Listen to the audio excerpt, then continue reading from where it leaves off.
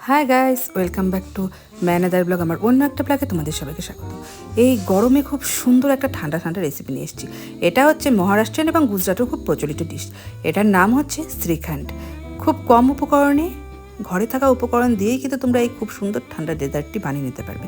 এটা কিন্তু লুচির সাথে জাস্ট জমে যায়, দারুণ।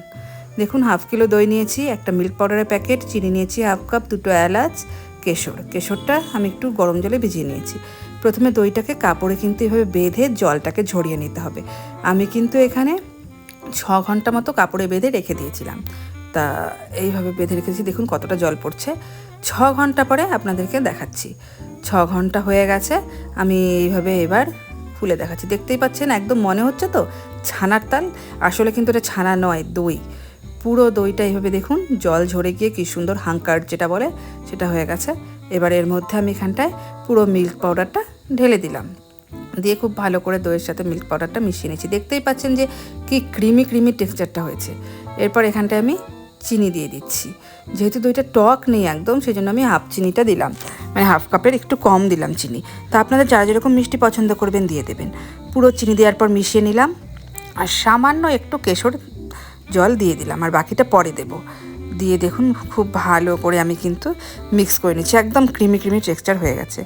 এটাকে আমি কিন্তু ফ্রিজে রেখে দেবো 2 ঘন্টা পরে ফিরে এলাম বন্ধুরা। এখানে এই কাচের বাটি নিয়ে নিয়েছি, এটাতে সার্ভ করব।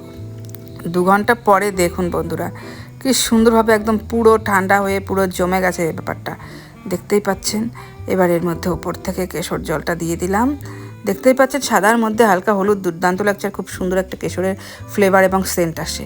আর এর মধ্যে আমি একটু আমন্ড, কাজু কুচিয়ে রেখেছি, সেগুলো আস্তে আস্তে করে ওপর থেকে একটু ছড়িয়ে দিচ্ছি গার্নিশ করার জন্য। দেখতেই পাচ্ছেন বন্ধুরা, কি দুর্দান্ত লাগছে দেখতে।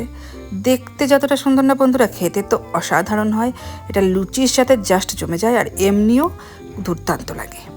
তো এই গরমে আমি আর লুচিটা বানানোর সাহস পেলাম না, তবে ডেজার্ট হিসাবে তো দুর্দান্ত লাগে। আমি লুচি দিয়ে এর আগেও ট্রাই করেছি, খুবই সুন্দর লাগে।